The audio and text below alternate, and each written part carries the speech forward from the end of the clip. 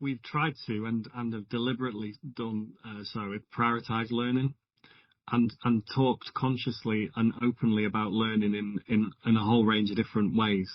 So when we bring our leadership team together, we talk about learning.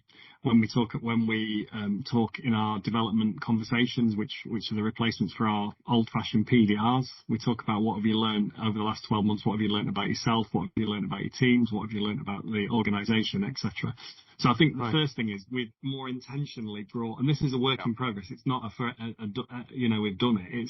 It's more consciously bringing that learning sort of role and language in.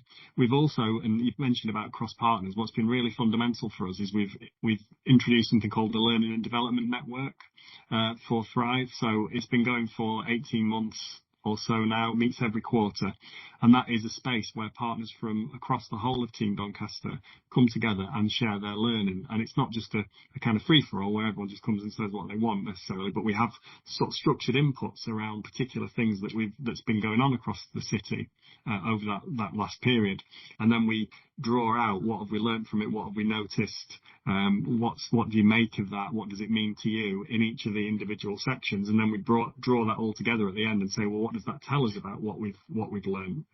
Nice. So what that does is it sparks connections and it sparks greater curiosity. And what's been really interesting about that is the sort of laterality and the connections that have emerged as a result of those meetings and those conversations that we have. And we want to continue and embed that learning.